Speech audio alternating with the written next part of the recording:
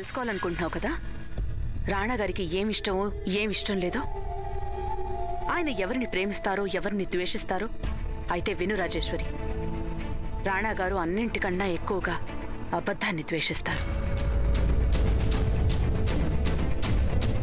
ఇక నీతో జరిగిన ఈ పెళ్లి ఆయన జీవితంలో జరిగిన అతి పెద్ద అబద్ధం.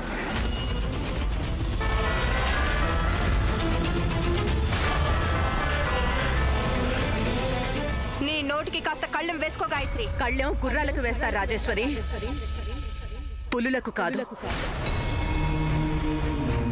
నేను రాణాగారి ఎదుట నీ అబద్ధాన్ని నిరూపించలేకపోయాను. అంత మాత్రాన నువ్వు చెప్పిన అబద్ధం నిజమైపోతుందని మాత్రం అనుకోవద్దు. నువ్వెన్ని సాక్ష్యాలు దూరం చేసినా సరే అసలైన నిజమేంటో తెలుసా? నువ్వు చేసుకున్న ఈ పెళ్లి అతి పెద్ద మోసం.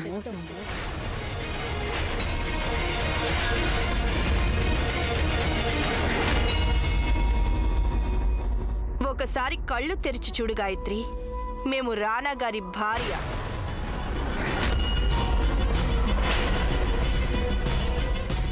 మా నుదుటిన రాణాగారు దిద్దిన కుంకుముంది. రాణాగారిక కేవలం మాకే సొంతం, మాకు మాత్రమే.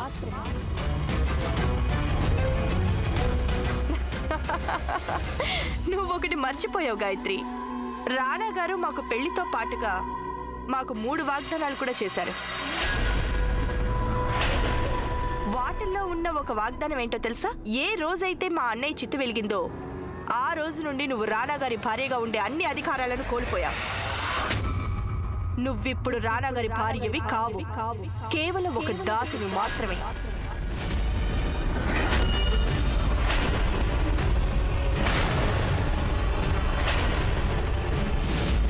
మరి దాసీలు కోటలో తమ అధికారాన్ని చెలాయించకూడదు కదా. నా భర్త నీకు ఇక ఏమీ కానప్పుడు ఆయన గుర్తుగా పాపిట్లో ఎలాంటి అలంకారం చేసుకునే అధికారం నీకు లేదు.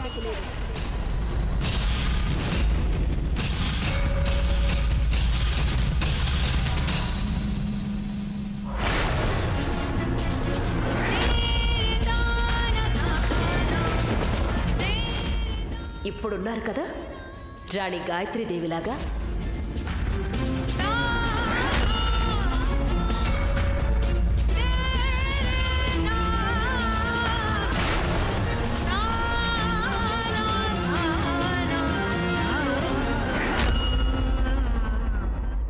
అలాగే ఈ వేలికి ఉంగరం కూడా. ఏం చేస్తున్నావు రాజేశ్వరి? వదులుతానని.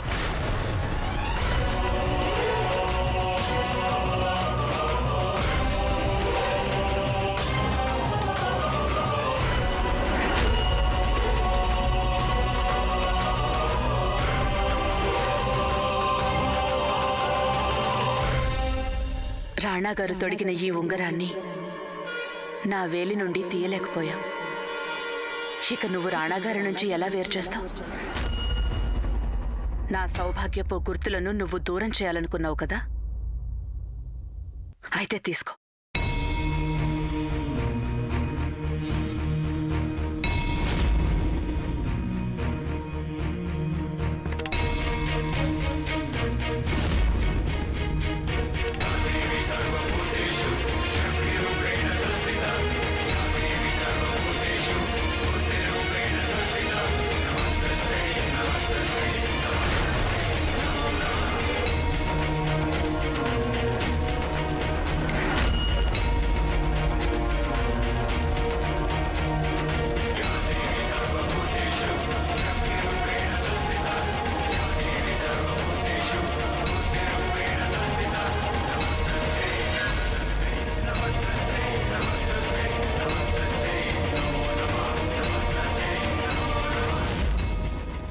మీరు మా ధర్మపత్ని.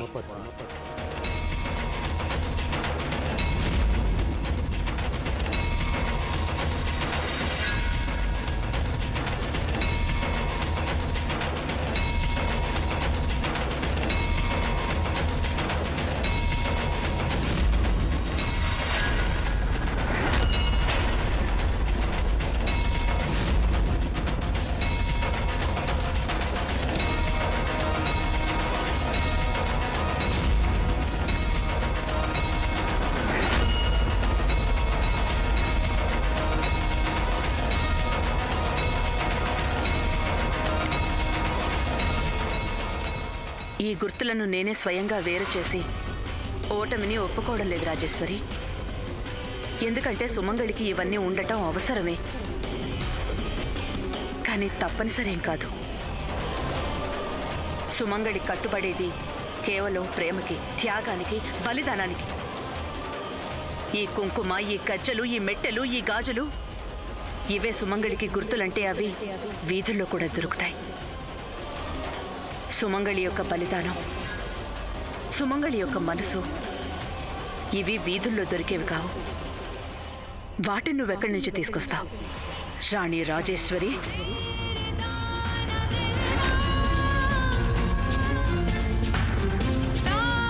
నువ్వు నా దగ్గర నుంచి అన్ని గుర్తుల్ని లాగేసుకున్నావు, కానీ నా మనసులో నా భర్త పట్ల ఉన్న ప్రేమని నువ్వెలా లాక్కోగలవు?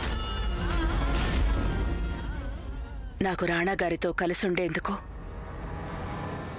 ఎలాంటి గుర్తుల అవసరం లేదు. అగ్ని మసిగా మారింది, కానీ వేడి మాత్రం తగ్గలేదు. ఎప్పటికీ తగ్గదు కూడా. ఈ రోజు నుంచి నా జీవితానికి ఒకే ఆశయం, రాణా గారి ముందు నీ నిజ స్వరూపాన్ని బయట పెట్టడం.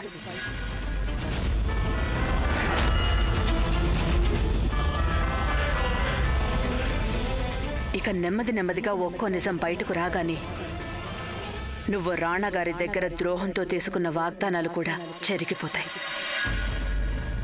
అదేవిధంగా నేను ఒక్కొక్కటిగా నా సౌభాగ్యపు గుర్తులను తిరిగి పొందుతాను.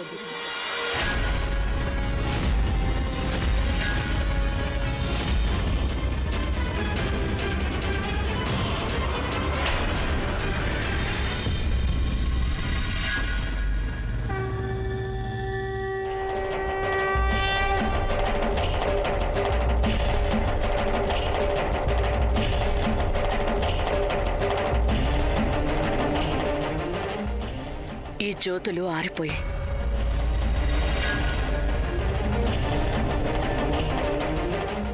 కానీ ప్రతిజ్ఞ చేస్తున్నాను, ఒక్కో గెలుపు తరువాత నేను ఒక సౌభాగ్యపు గుర్తుని ధరిస్తాను, అలాగే ఒక జ్యోతిని వెలిగిస్తాను.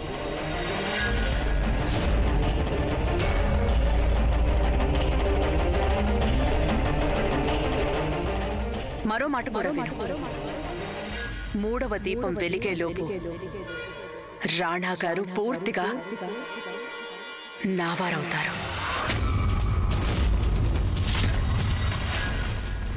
ఇప్పుడు ఈ రాజమహల్ ఒక వరగా అనుకుంటే ఇక ఒక వరలో 2 కత్తులు ఎప్పటికీ మళ్ళేవు. నేను ప్రతిజ్ఞ చేస్తున్నాను, మరికొన్ని రోజుల్లో రాణా గారికి ఒకే భార్య ఉంటుంది. అది మరెవరో కాదు, రాణి గాయత్రీదేవి.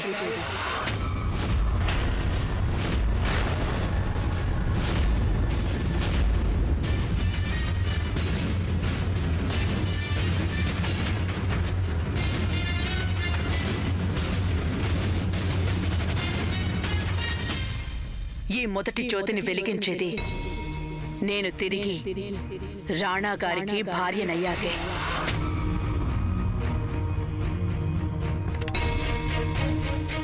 నేను దాసి నుండి ఈ ఆమీర్ కోట్కి రాణిని అయ్యాకే రెండవ జ్యోతి వెలిగిస్తాను.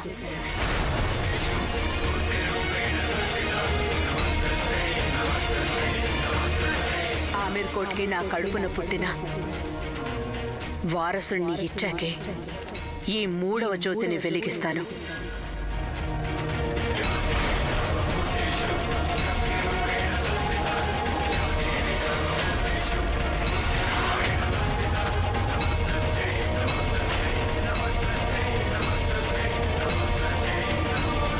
తప్పు మాదే. నీలాంటి దాసి దాంతో మాట్లాడకుండా ఉండాల్సింది. విను రాణా గారి దాసి, ఈరోజు మా తొలి రాత్రి. వెళ్ళి మాకు రాణా గారికి పడక సిద్ధం చెయ్యి. రాణా గారి ఆజ్ఞల్ని పాలించటం నా ధర్మం, అందుకు నేను వెనక్కి తగ్గను. రాణి రాజేశ్వరి, కేవలం ఒక్క మాట చెప్పు. ఒక త్రాచు గంధపు చెక్కని ఎంత చుట్టుకున్నా గంధపు బొట్టు పూజారుల నుదుటనే పెడతారు తప్ప రాజు పడగ మీద కాదు. అబద్ధపు వివాహ శుభాకాంక్షలు. రాణి రాజేశ్వరి.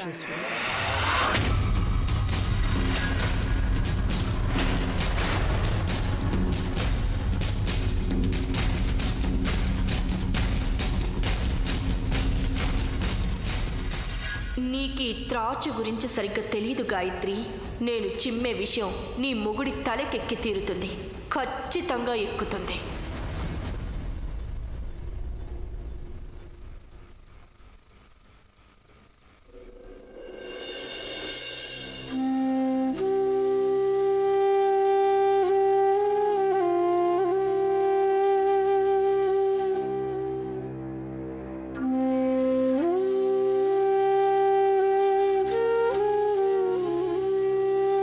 ఏంటి గాయత్రి మీరు చేస్తున్న పని?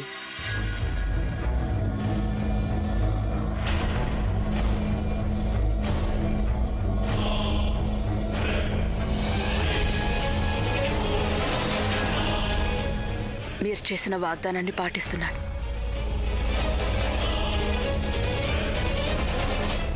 ఈ వాగ్దానానికి ముందు కూడా మీరెన్నో వాగ్దానాలు చేశారు. అగ్నిగుండం చుట్టూ సప్తపది తిరుగుతూ. గుర్తున్నాయా మీకు? మీరు ఆ వాగ్దానాల్ని నిలబెట్టుకోలేనప్పుడు ఈ వాగ్దానాలు మాత్రం ఎందుకు పాటిస్తున్నారు మీరు? భార్యగా మీ కర్తవ్యాన్ని నెరవేర్చలేనప్పుడు దాసిగా మీ బాధ్యత ఎందుకు నిర్వర్తిస్తున్నారు? చెప్పండి. ఇది ఇది ఇది ఇదంతా గాయత్రి, ఇదంతా మీకు ఒక ఆటలా ఉంది కదా, అవునా? ఇది మీరు రాజేశ్వరి కలిసి వేసుకున్న ఒక పందెం. బహుశా మీరు ఈ పందెంలో గెలుస్తారేమో, మేం మాత్రం ఓడిపోయాంగా.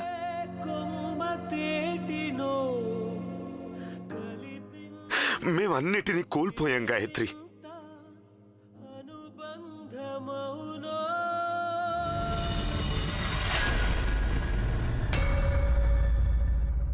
రాజేశ్వరి, మా తరపు నుండి మీకిది మన తొలి రాత్రి కానుక.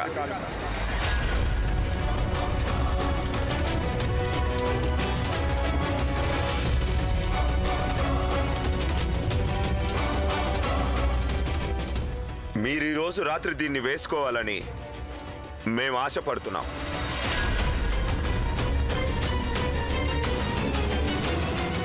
దాసి, మీరింకా ఇక్కడేం చేస్తున్నారు?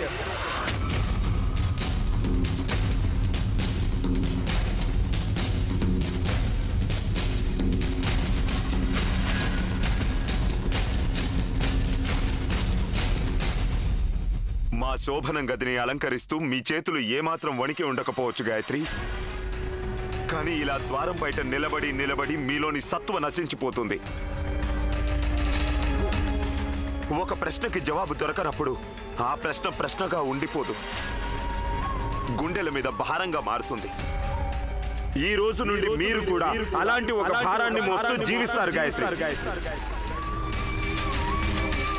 మీరు మన బంధాన్ని సైతం వదులుకునేంతగా మిమ్మల్ని ప్రభావితం చేసిన ఆ రహస్యం ఏమిటో మేమెలా అయితే తెలుసుకోలేకపోయామో, అదే విధంగా ఈ రోజు రాత్రి ఈ మూసున్న గదిలో ఏం జరిగిందో ఏం జరగలేదో మీరు ఎన్నటికీ తెలుసుకోలేరు.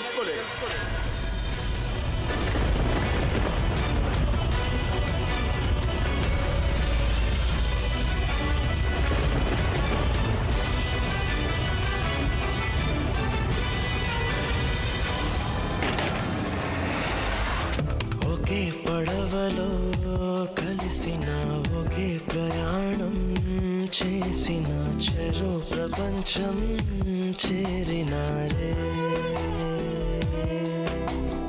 ఒకే గతాన్ని ఒకే నిజాన్ని మురేసినారే.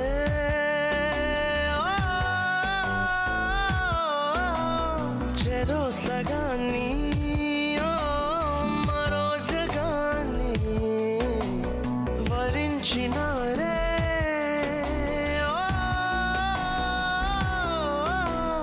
ఒకే పరీక్షే రాసిన ఒకే జవాబై సాగిన చెరో ప్రశ్నలే మిగిలినారే.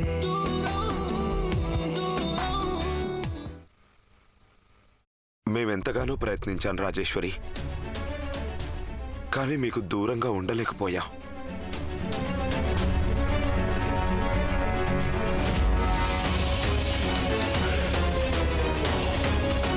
రాణగారు, నేనేదో పొరపాటు చేశానని మీరు నన్నే మర్చిపోయారా?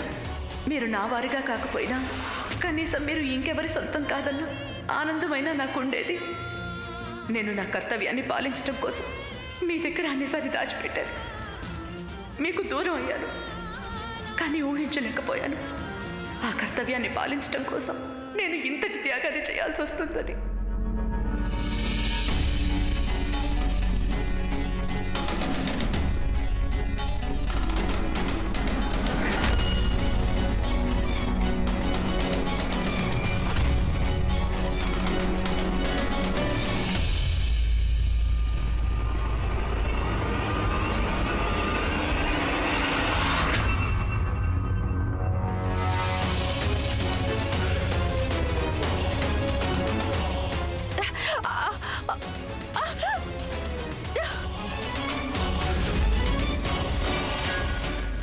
గాయత్రి చేతి నుండి ఈ గాజు తీయించినంత మాత్రాన మీకు ఈ గాజు వేసుకునే హక్కు లభిస్తుందని అనుకోకండి.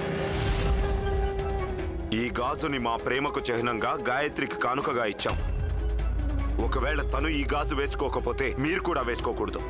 కానీ రాణా గారు, మీరు మాకు భర్త. అయితే రాజేశ్వరి, మేము కేవలం నిన్ను పెళ్లి చేసుకున్నాం, కానీ మా మనసు గాయత్రికి అంకితమైంది. కానీ ఆ ప్రేమ ఎప్పుడో ముగిసిపోయింది. లేదు రాజేశ్వరి, ఆ ప్రేమ బతికే ఉంది, ఎప్పటికీ అలాగే ఉంటుంది. గాయత్రి మనసులో బాధగాను మా మనసులో గాయమై ఉండిపోతుంది.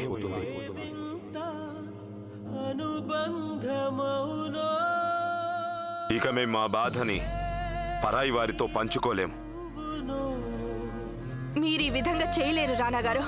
ఈ వివాహం మీకు వేసిన శిక్ష.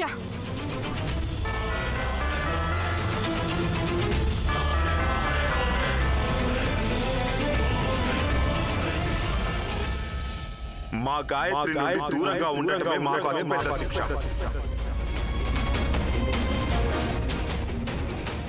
ఒక్క విషయం మాత్రం బాగా గుర్తుంచుకోండి రాజేశ్వరి, ఈ శిక్ష మీరు మాకు విధించింది కాదు, మాకు మేము విధించుకున్న శిక్ష ఇది. అందుకు కారణం మా చేతుల్లో ఒక నిర్దోషి ప్రాణాలు పోవటం.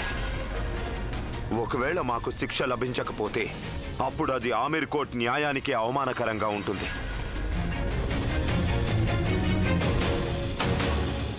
7 అడుగులు నడిచాం, మీకు న్యాయం జరిగింది, అంతే. ఇక ముందు మీకు మాకు మధ్య ఒక లక్ష్మణ రేఖ ఉంటుంది. మీరు ఒకవేళ దాటాలంటే మాడి మసై. ఈ గదిలో మీ స్థానం అక్కడ, మా స్థానం ఇక్కడ.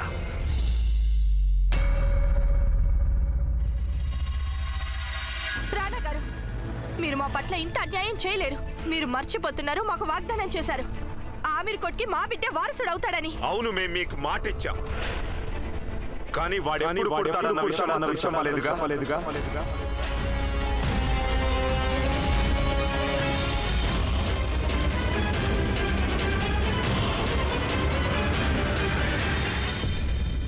మరో మాట, మేం మీకు మరో మాట కూడా ఇస్తున్నాం.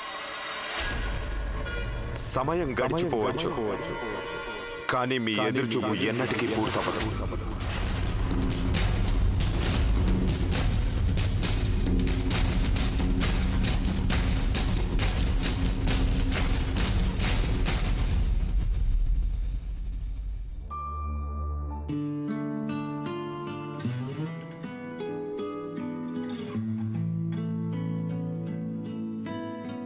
ఈరోజు మేము మొదటిసారి తెలిసి మిమ్మల్ని బాధ పెట్టాము, కానీ ఏం చేయమంటారు గాయత్రి? ఇప్పుడు మీకు ఇవ్వడానికి మా దగ్గర బాధ తప్ప మరేమీ లేదు. మనిద్దరం కలిసి ప్రయాణిస్తున్నాం, కానీ జీవన ప్రయాణం సాగించలేం. దగ్గరగా ఉన్నాం, కానీ తోడుగా లేం. గతమా గతమా వదిలేదలా నిన్ను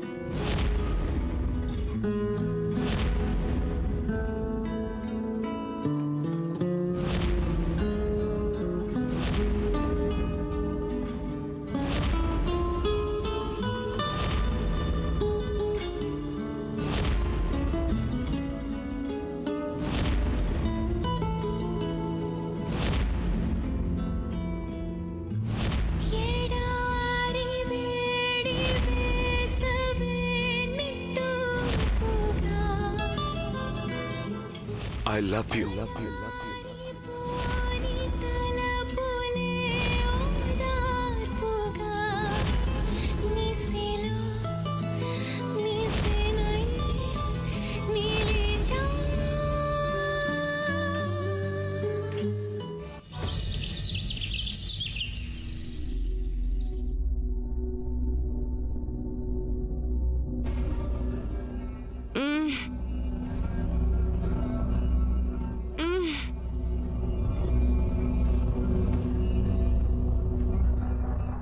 మీరా మీరు లోపలికి ఎలా వచ్చారా? నువ్వు ఇప్పుడు అడగాల్సిన ప్రశ్న మేము లోపలికి ఎందుకు వచ్చామని. ఇదా శోభనం రాత్రి పడక ఏమాత్రం నలక్కుండా ఉండిపోయింది. చూడండి, ఇది చూడండి.